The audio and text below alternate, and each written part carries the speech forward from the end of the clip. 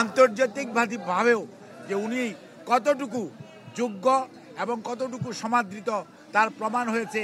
কাতার সরকার নিজে স্ব ইচ্ছায় ওনাকে এয়ার অ্যাম্বুলেন্স দিয়ে সহায়তা করার জন্য আগ্রহ প্রকাশ করেছিলেন। সেই অনুযায়ী উনি চিকিৎসার জন্য যেতে পেরেছিলেন 7 জানুয়ারি, এবং আজকেও উনি যে কাতারের এয়ার অ্যাম্বুলেন্স আমির এবং কাতার সরকারের আনুকূল্যে উনি এসছেন। এবং অনেকেই বিভিন্ন প্রশ্ন করেন, আপনাদের মাধ্যমে জানাতে চাই পুরোটাই কাতার সরকার কোনো ধরনের তাদের যে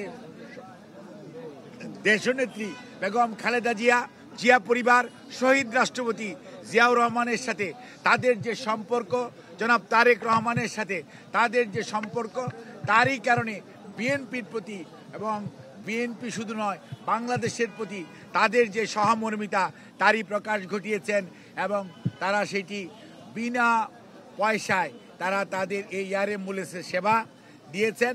খালি অ্যাম্বুলেন্স দেয়নি, এয়ার অ্যাম্বুলেন্সের মধ্যে এভিয়েশন মেডিসিন সেটার রাজকীয় যে অবস্থান, সেখানে যে চিকিৎসক এবং সেখানে নার্স থাকা উচিত, ওনারা সবাই সেই এয়ার অ্যাম্বুলেন্সে থাকেন।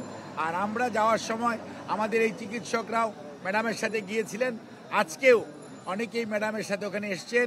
ওখানে প্রফেসর ডাক্তার প্যাট্রিক কেনেডি, উনি হেপাটোলজিস্ট, একজন স্বনামধন্য hepatologist. Professor doctor Jennifer cross, nephrologist. Professor doctor Stephanie Barrett, উনি একজন রিউমাটোলজিস্ট। এবং প্রফেসর এফি গেট শর্মা, উনি একজন plastic surgeon. Professor gold Smith, উনি একজন ইন্টেন্সিভিস্ট অর্থাৎ। এবং ক্রিস ম্যানন, উনি একজন হেপাটোপিলিয়ারি সার্জন।